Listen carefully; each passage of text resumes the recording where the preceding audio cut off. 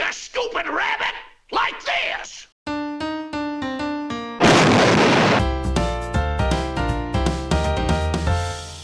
To say that Sega was having some trouble with the Sega Saturn in the US and Europe is a massive understatement. Sega went from being one of the kings of consoles in the 16-bit era to being the lowest common denominator in the mid to late 90s. Where do we even start? Releasing the Saturn alongside the 32X, releasing the Saturn early to fight the PlayStation so that retailers and developers were not ready yet. The list goes on. $2.99. But one big thing that didn't help the Saturn in Western regions was the lack of a proper Sonic game. Japan didn't care. The Saturn became a JRPG machine and sold like pancakes. Yet kids over there didn't even know who Sonic was, prompting the release of Sonic Jam in 1997. However, Sonic was in his prime in the West. Sonic 3 and Knuckles, one of the best side-scrollers ever made, left fans hungry for more Sonic action, and the hope was to bring a fully 3D Sonic journey to the Saturn. Things did not even come close to going smoothly. A lot of people have talked about the absolute chaos that was Sonic Extreme's development over the years, but I think Matt McMuscle's What Happened video on Sonic Extreme sums up the best. Check that out if you're curious. Needless to say, Sonic Extreme's cancellation left the Saturn without a Sonic game, and thus without a real fighting chance. I mean, there was Nights into Dreams and some great arcade ports like Virtua Fighter 2, but since the Genesis didn't really sell well until Sonic hit the scene, no Sonic meant no sales. Thus, Sega turned to the one development company they knew they could count on to bring Sonic to the Saturn, Traveler's Tales. Oh, Sonic Team was busy making some Sonic RPG at the time, but I think it won't be done in time for the Saturn release window. Maybe it should wait for Sega's next console or something. In the meantime, Traveler's Tales had recently finished Sonic 3D Blast as a swan song for the Genesis, so Sega asked the team to quickly port it to the Saturn. The graphics were substantially better, the music was CD quality, and Sonic Team even developed a new special stage framework for them to use. Sega also wanted Traveler's Tales to make a Saturn Sonic game that actually used 3D, so they took a prototype for a car racing game they had lying around and turned it into a Sonic racing game. Sonic R's development history is quite interesting, to be honest. I'm going to heavily reference Game Hut, John Burton's channel, because Burton was the lead developer for a lot of projects at Traveler's Tales, and he was very involved with Sonic R as well. These guys did some wacky stuff, especially on Sega hardware. From playing Amiga mod music on the Genesis PCM channel, to simulating 3D in Mickey Mania, actually figuring out how to code on the Sega Saturn, and coding so many failsafes in Sonic 3D Blast that you can punch the cartridge to trigger a level select. I mean, what? As mentioned earlier, Sonic R was originally a car racing game. Specifically, it was a Formula 1 racing game meant to combat a PlayStation F1 racing game that proved popular enough for Sega to worry. They had some prototypes and car models already finished by the time Sonic Extreme was cancelled, so Sega asked TT to rework that prototype into a Sonic game as fast as possible for the upcoming holiday season. Sega just doesn't learn, do they? Sonic R didn't get its name right away though. According to Burton himself, the game was originally titled Sonic TT, not as a reference to Traveler Tales itself, but as something to fit with racing lingo, like time trial. The Sonic TT prototypes even had a unique track that never made its way into the final game, which is a shame because I would have loved to see that be some kind of bonus or tutorial track. Well, not in its current state, of course. It would need to be cleaned up a bit and have a sky added to it, but it would have been nice. Some of the other things TT experimented with that didn't make it into the final game included flame shields alongside the bubble and lightning shields, and metallic playable characters. That in particular was interesting and groundbreaking for the Saturn for one main reason: how it handled 3D. See, the Sega Saturn doesn't handle 3D the same way the PS1 and Nintendo 64 did. Instead of drawing triangles and mapping textures to them, allowing for effects like environment mapping, the Saturn draws sprites basically. Originally I heard that the Saturn hardware drew in quads, but that's not the whole story. Basically, the Saturn distorts sprites to give the appearance of 3D, meaning the texture mapping is fixed based on the sprite being distorted. So how in the world did this metallic Sonic and the R on the final game's title screen run on the Saturn? A software renderer, that's how. Those lunatics at Traveler's Tales wrote a triangle-based 3D renderer, ran it on the Saturn's CPU, rendered the environment mapped objects using it, and mapped that output to a Saturn sprite. In the prototypes you can see they experimented with a metal Sonic player, but in the final game this technology is relegated to the R on the title screen, the loading screens, and place numbers on the results screen. Anyway, Sonic R was also supposed to have a relay mode, where each lap would be raced with a different character. Burton wasn't certain on why this mode was cut, but theorized that it was due to the idea of racing more than 3 laps to play as all the characters on the track.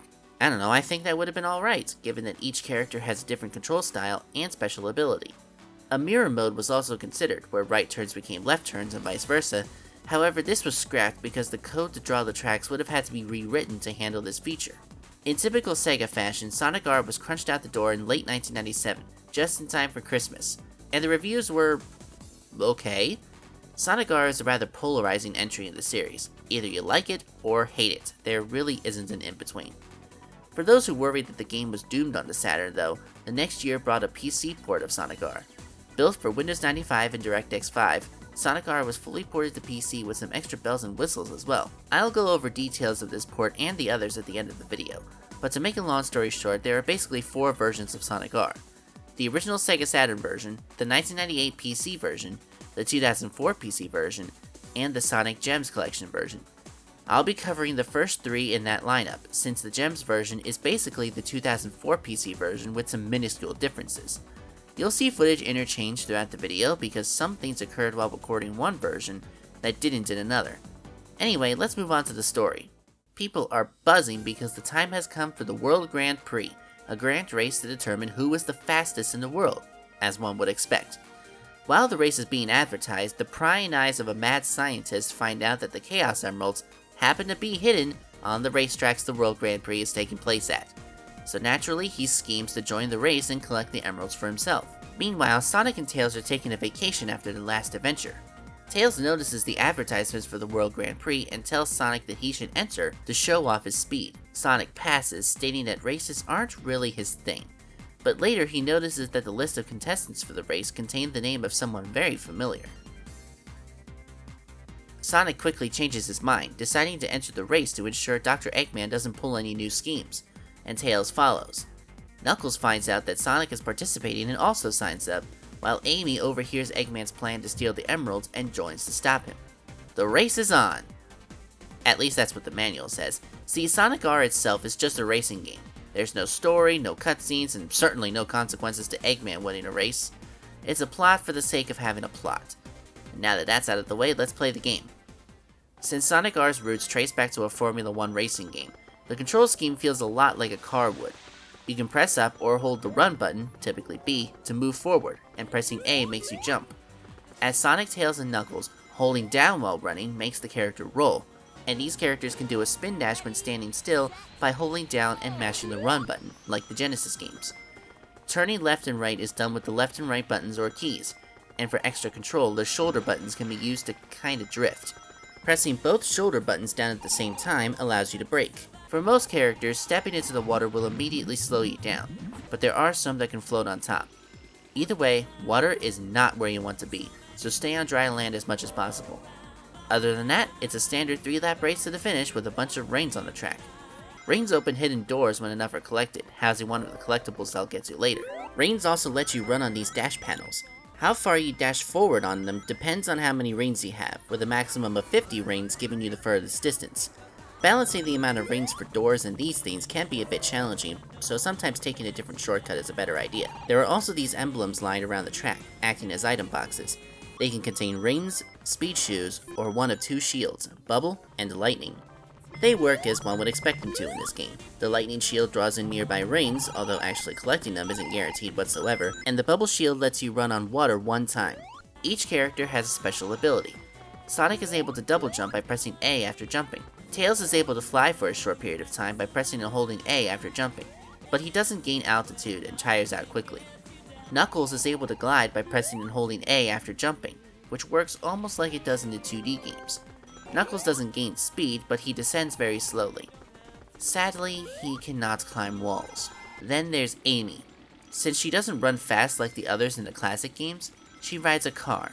This means she can't jump, and this car is particularly slow. However, it has a boost function that activates when pressing A.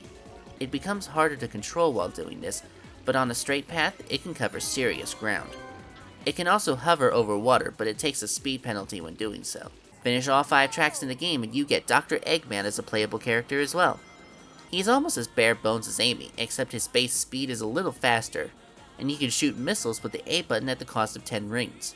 These missiles are supposed to slow down players in front of him, but from my experience, all it does is lightly nudge them forward. So, not very effective. Apart from the standard race, there are multiple time trial modes. The first is a basic time trial where you race by yourself to get the fastest time. The second is reversed, meaning you race the track backwards to achieve your best time. The third mode is Find the Balloons. There are 5 balloons scattered across the stage, and you have to find them as fast as possible. This mode drives me nuts the most because the balloons are hidden in some of the most bonkers locations, meaning I find myself looping around the track about 5 times before I find it. And don't pick Eggman for this mode, since he can't jump, some of the balloons are nigh on impossible to obtain. What the heck, Traveler's Tales? The last time trial is Tag mode. You start at the lap line and need to find and tag the other 4 racers. Those cheeky little jerks don't stand still though. This isn't hide and seek, you have to actively chase them down. And don't overshoot, or they'll somehow do a full 180 turn and run the opposite direction before you even realize that you missed. Do yourself a favor and play this mode as... oh wait, we haven't gotten there yet. Well, no time like the present. Let's discuss those secrets, eh? So remember those doors I mentioned a while back? They lead to hidden areas that can contain one of the game's collectibles. First up are these 5 Sonic coins scattered across the first 4 tracks. They can be behind doors or in alternate pathways. If you can grab all 5 and finish in the top 3, you get to race an extra character. If you win that race, you get to play as that character. But if you lose, you need to start the original race over and try again. Some of them can be challenging, like Metal Sonic and Metal Knuckles, but others are easier to deal with, like Egg Robo. And then there's Tails Doll. I ran circles around this guy and I feel no remorse. Since I did a small breakdown of the main characters, I'll give the extras a look too. Metal Sonic is essentially a slightly faster Sonic that opts for one high jump instead of a double jump. Metal is harder to control, however, as I found myself slipping around more often when playing as him. Metal can also hover over water for a little bit before sinking. Metal Knuckles is essentially to Knuckles what Metal Sonic is to Sonic. He's a bit faster, can hover over water for a brief period of time before sinking, and has Knuckles' glide. Not much else to say about that. Tails Doll is pathetic. No dancing around that one. Even if you manage to get any sort of speed out of it, the thing can't even jump. It just hovers upward a little bit. I mean, it can hover over water no problem, but that's the only positive spin this creepy bargain bin item has. Egg Robo is basically Dr. Eggman but a little bit faster. He has the same missile attack that still costs 10 rings to use and barely does anything. That's it. Other doors, usually costing 50 rings per entry, can hide Chaos Emeralds. You all know where this is going. Collect all 7 and you get Super Sonic as a playable character. There is a catch though. To keep the emeralds you collect, you need to finish in first place. You can't even land second place, you have to be in first. If you're still struggling to figure out the layouts of the tracks, this is going to be a daunting task for you. I recommend picking a character with good handling to get the emeralds. Knuckles will be a good option in this case. After obtaining the emeralds, we now have Super Sonic. He's the fastest character in the game, but only barely apparently, and supposedly has the best handling, but it can be easy to slip around with him. He is a powerhouse though.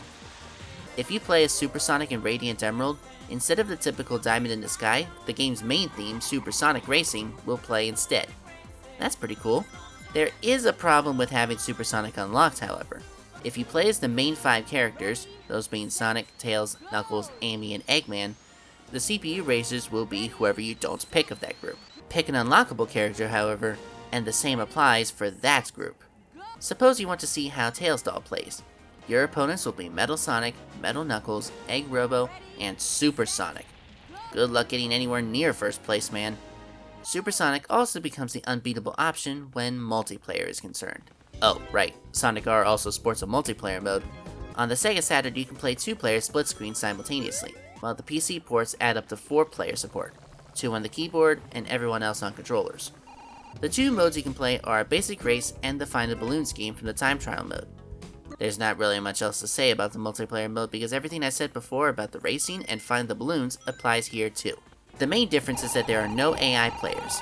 The only racers are you and your friends. Or yourself if you're like me and record game footage after everybody else has gone to bed. I can barely complete the Murphy's Dungeon challenges and non-Wii U versions of Rayman Legends. Why did I think I had the coordination to pull this off? I'll briefly cover graphics here because there's one aspect of the game's graphics that I will cover when talking about the PC port. I'll instead comment on the quality of the models. And I have to say the tracks look pretty good. They're well detailed for a Saturn game, but this comes at a cost of draw distance, of course. Traveler's Tales covered this up pretty well by developing a fade-in system. John Burton even describes this process in a Coding Secrets video. Depending on how far away the polygon, or in the Saturn's case sprite, is, the garage shading is removed. Then the sprite itself is made transparent. That way it almost looks like the terrain is seamlessly fading in. The character models look okay. Not really anything amazing, but not so bad that it makes you sick. Sonic's shoe buckles are in the wrong place, and I have no idea what's going on with Knuckles' shoes here.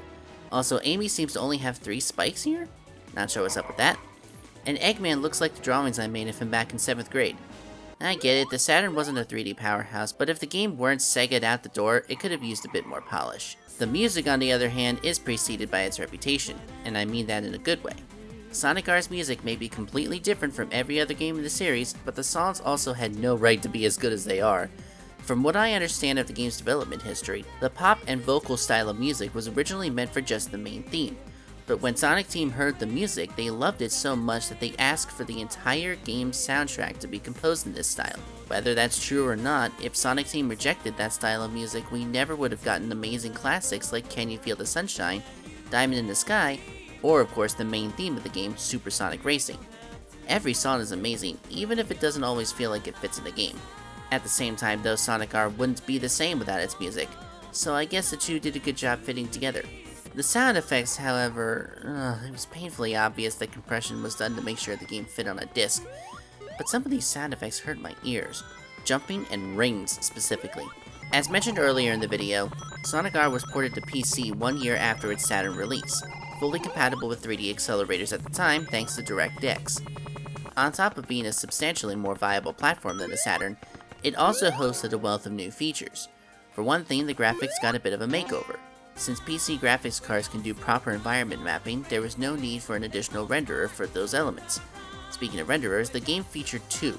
Direct Draw, which is basically software rendering that looks more like the Saturn, and Direct 3D, which used the 3D accelerator card in your system. As well, the PC team added a new time of day system. The races can now take place during the day, at sunset, at night, during a rainstorm, and even in winter, the latter of which freezes over the water so racers can run over it. So why is Can You Feel the Sunshine still played when you race Resort Island at night? These changes come at a bit of a cost though. While the character models and actual geometry stayed the same, the textures and lighting didn't. The sky textures mostly stayed the same, but man, what the heck happened to the water? First of all, there's no surface texture on the water in any PC version, something that existed and looked perfectly fine on the Saturn. Secondly, good grief, what happened to the wave effect? The Saturn was a 2D powerhouse, yes, but there really wasn't any way to make DirectX do something similar. The closest we got is the Direct Draw renderer, but again, no surface texture.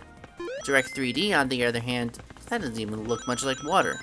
Oh well, I guess. The other cost was Radiant Emerald. Remember how it was transparent and shiny, something that shouldn't have been possible on the Saturn, yet it was? Throw that out and give us a rainbow effect, and you have the PC version.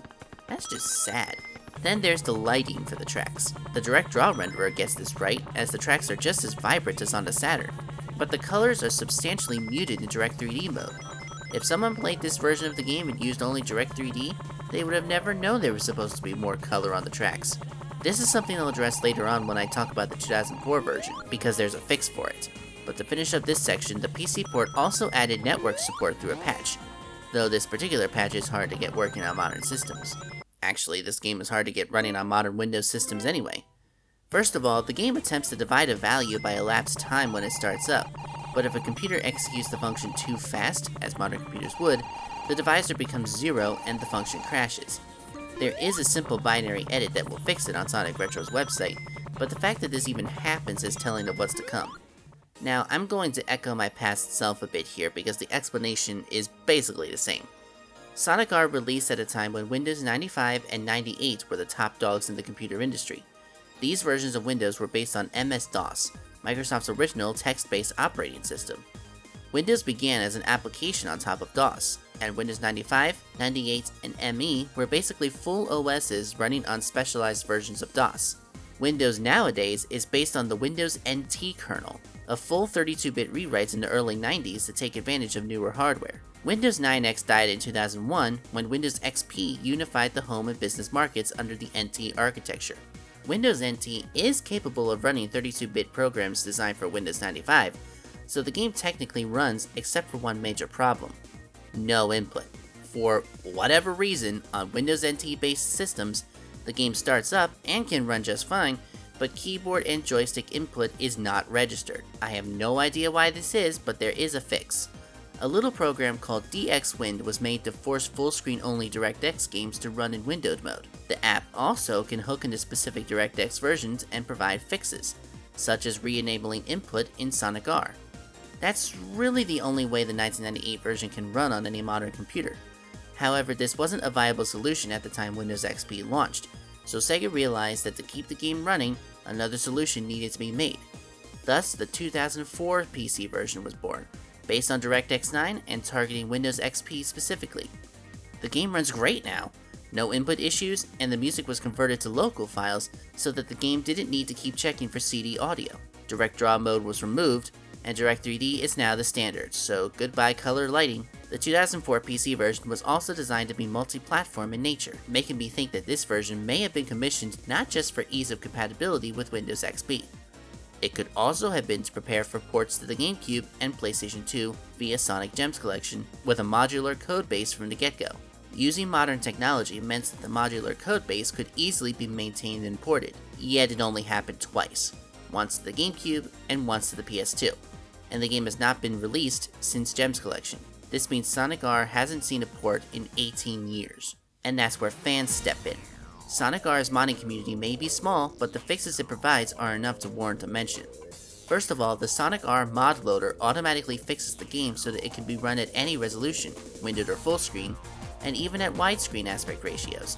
It's the best way to play the game just from that alone. Next, you may remember that I mentioned the colored lighting on the tracks was diminished in the Direct 3D renderer. Well, thanks to modder Invisible Up, we have a mod that fixes the lighting, makes Radiant Emerald translucent again, and even adds in the adjustable camera. It's essentially a nearly restored Sega Saturn version. Most of the content edits are texture and music swaps, unfortunately. Sonic R's code isn't documented enough to allow fully custom models and tracks without risking the game being broken. I hope that changes sometime after this video's publishing. Sonic R is a box of untapped potential just waiting to be unleashed. That is, if someone actually cares enough to crack it open. We certainly see more mods for the more popular entries in the series, or games that straight up need fixing, but Sonic R is one of the games that isn't quite there in terms of mod support yet. I'm not asking for Sonic Generations levels of hacking where the game can basically be turned upside down, or full decompilation like the RSDKs. I want to see Sonic R opened up enough that new content can be made for it. Actually, I take that back, I want a full decompilation at some point so I can also run this on macOS. Anyway, Sonic R has some decent modding support. If you're worried about trying to find the 2004 version specifically to get mods, don't worry. The Sonic R Updater app can convert the 1998 version into the 2004 version no problem. As long as you have any PC copy of Sonic R, you can upgrade and get mod support. I noticed that the Sonic fanbase is mixed on this game. Some people like it, some think it's just a charming take on the racing genre, and others think it's one of the worst Sonic games ever made. Me, I'm kind of in the middle. It's not perfect whatsoever, but it's not bad, far from it. The tracks are open and allow exploration, playing into the multiple path system that the 2D games employed, and the momentum-based gameplay is a nice attempt, although it leaves turning to be quite slippery. This is something that was addressed in the Boost games with the drift move. The drift in this game isn't quite as sharp in comparison. Actually, now that I think about it, the Boost gameplay would fit a racing game beautifully. If Sonic Team ever tried making another racing game in the future, they should use the Boost formula and create huge sprawling tracks with the kind of exploration that Sonic R tried. I think it would be pretty cool. Until then, I guess I can keep playing Sonic R. After all, the game runs great on Windows 10 with the mod loader. Still waiting on that decompilation though. Well, this video took longer than it needed to. Thanks for bearing with me, and I hope you enjoyed this video and look forward to the last 2 videos I have planned for this year. They're going to be good ones. Be sure to like, subscribe, and hit that bell so you don't miss those videos. See you later!